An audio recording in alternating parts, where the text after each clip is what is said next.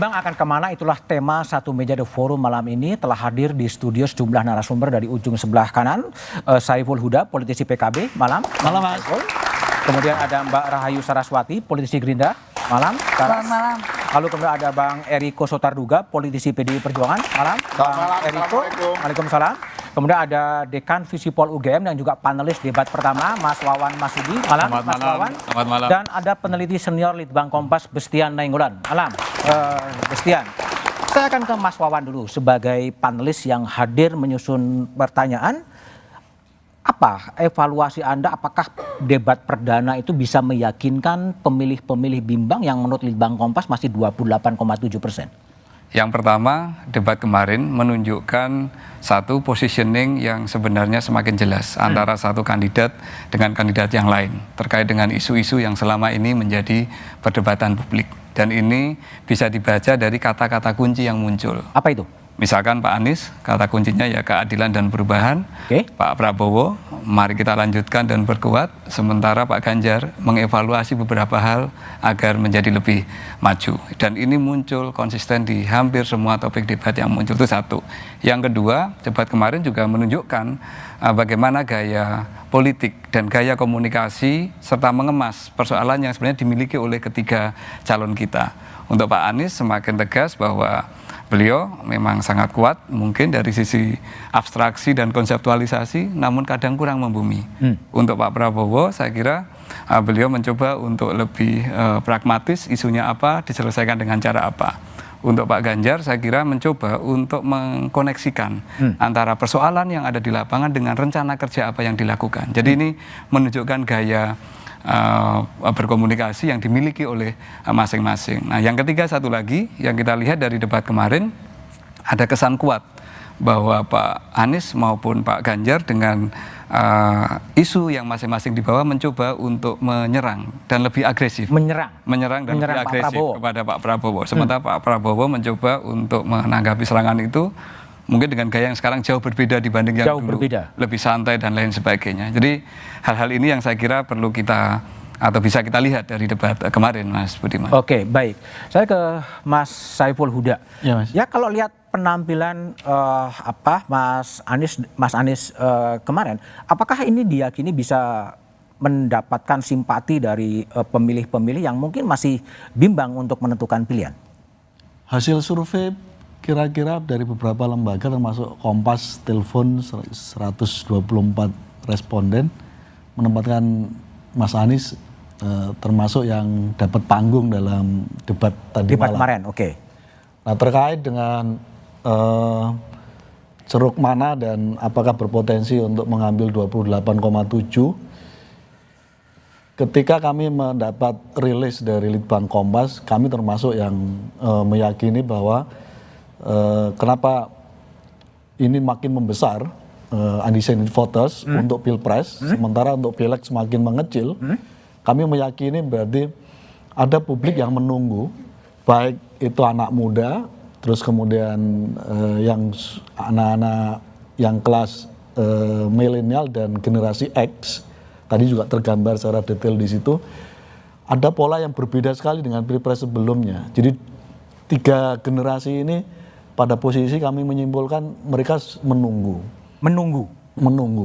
Dan kita berharap menunggu apa, Mas? Menunggu lihat pergerakan dari paslon ini seperti apa. Ini saya kira pola yang berbeda kelihatannya. Nah, karena itu panggung debat kandidat pilpres baik capres maupun cawapres ini akan kami manfaatkan sepenuhnya untuk menangguk elektabilitas dari undecided voters yang masih menunggu sampai 28,7% itu. Termasuk dengan metode yang tadi Mas Wawan sebutkan, attacking, menyerang Pak Prabowo gitu. Sebenarnya tidak menyerang. Kan objektifnya memang begitu. Jadi kami menyampaikan apa adanya saja, bahwa fakta hari ini indeks demokrasi kita turun, bahwa hari ini kita melihat tontonan MK-MK yang secara tegas menyatakan ada pelanggaran etik berat ketika MK memutuskan terkait dengan pemberian pelolosan di bawah 40 tahun dan seterusnya. Kebebasan anak milenial dikekang oleh undang-undang ITE kita. Semua objektif. Objektif. Soal HAM Ada juga ya? objektif juga. Oke, baik. Mbak Saras, apakah memang panggung kemarin kampanye debat perdana itu memang merasa tadi ada serangan kepada Pak Prabowo gitu dengan isu MK, dengan isu soal hak asasi manusia? Justru kalau melihat hasil survei yang keluar beberapa waktu pas menjelang debat, kami akan sangat kaget kalau justru tidak diserang. Oh, tidak serang. Sudah yakin bakal diserang? Sudah yakin bakal diserang. Oke. Karena memang ya kita semua, ini kan bukan hal yang pertama. Saya sebagai milenial udah 3 kali, 4 kali ikut pemilu. Ini bukan debat yang pertama yang Pak Prabowo juga pernah ikuti. Jadi hal-hal yang dimunculkan itu tidak mengagetkan. Tidak mengagetkan. Ya. Tapi Pak Prabowo ketika menanggapi salah satu capres mengatakan agak tendensius gitu, ungkapan-ungkapan soal pelanggaran agak tendensius. Jadi ini memang serangan balik juga gitu, atau gimana Anda lihat? Kalau serangan balik sih mungkin tidak ya. Tidak ya? Lebih kepada menjelaskan bahwa apa yang dipertanyakan kembali lagi itu seharusnya mungkin ditanyakan kepada calon wakil presidennya yang dimana beliau masih berperan sebagai Menko Polhukam. Jadi ini tendensiusnya pun juga itu seolah-olah salah satu hal yang bagaimana tanggapan beliau padahal beliau sudah berulang kali menjelaskan. Itu kan hanya menyatakan faktanya saja. Jadi sangat tergantung juga perspektif dari semua yang menonton. Tapi kembali lagi saya rasa apa yang beliau sampaikan kita semua tidak ada yang kaget karena ya beliau selalu apa adanya. Dan performa Pak Prabowo menurut Anda oke-oke aja dalam debat perdana kemarin? Saya rasa kita semua yang sudah mengenal Pak Prabowo sejauh ini tahu beliau tidak pernah bisa disetir istilahnya, disetting gitu ya. Jadi kalau dikatakan ada yang bilang wah jauh lebih santai. Lebih santai. Tapi ada juga bilang oh kok emosian gitu.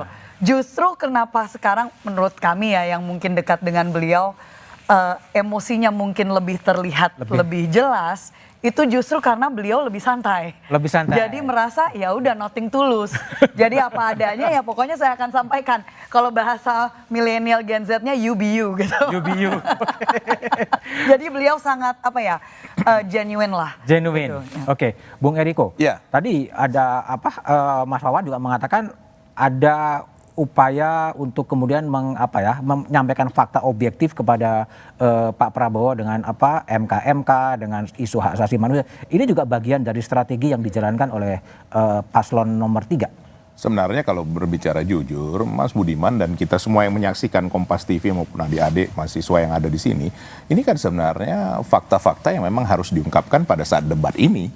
Ini kan debat memang membahas masalah hukum, HAM, dan juga hal-hal yang berkaitan dengan itu. Nah, ini sebenarnya menarik. Apa yang dikatakan tadi oleh Mbak Sarah, itu juga oleh saudara saya Saiful Huda. Ini kan seperti pengulangan setiap 5 tahun, kan begitu. Nah, seharusnya ini harus dituntaskan. Itu yang disampaikan oleh Mas Ganjar. Bahwa sesuatu ini jangan dibuat seolah-olah tidak pernah selesai.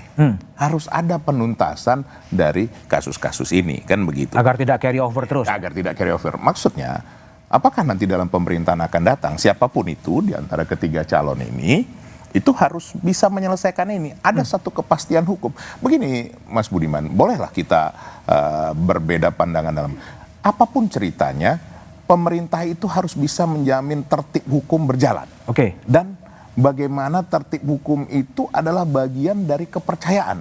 Kepercayaan bagi yang di dalam katakan di dalam negeri maupun yang dari luar negeri. Karena kalau ini tidak tuntas, itu yang membuat setiap orang ragu-ragu. Tapi gini, Bang Eriko, apakah memang ada kesan bahwa Mas Ganjar memang main aman ya? Karena memang tadi ya Mbak Saras katakan yang menjadi cawapres dari Mas Ganjar adalah Mahfud yang sekarang berada di Menko Polhukam gitu. Sehingga agak susah untuk... Nah tadi kan kalau kita lihat, coba nanti diputar kembali kan disinggung tahun 2009 kan.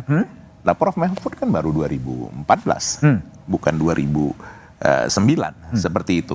Dan kalau kita melihat kinerjanya Prof Mahfud sudah banyak yang disampaikan, baik itu soal hukum, korupsi dan lain-lain. Tetapi kan tetap nanti setiap permasalahan ini harus pemimpin tertinggi yang menyelesaikannya. Nah nanti pemerintahan akan datang. Katakan kalau kami meyakini Mas Ganjar, beliau berani menyampaikan dengan tegas akan menyelesaikan hal ini. Oke. Apapun konsekuensinya. Itu akan. Ini penting sekali karena kenapa? Jangan hal-hal ini berulang lagi. Betul tadi yang dikatakan Mbak. Jadi ritual Masa 5 setiap tahunan 5 ya? tahun itu lagi yang disinggung. Masa setiap 5 tahun itu lagi yang disinggung. Lah, katakan kalau nanti misalnya lah katakan sekarang belum, Pak Prabowo nanti 5 tahun lagi maju lagi terus nanti itu disinggung lagi, kan itu kan tidak baik juga. Artinya begini, itu bukan suatu hal yang kita senang untuk misalnya itu terus yang terjadi. Isunya. Iya, Oke. ini harus dituntaskan dan bukan hanya soal kasus HAM, Pak Prabowo atau lain-lain. Semuanya itu yang disampaikan oleh Oke. Mas Ganjar. Baik, tapi yang menjadi pertanyaan publik adalah undecided voters yang 28,7% itu akan lari kemana dan bagaimana penjelasannya, tetaplah di satu meja setelah jeda berikut ini.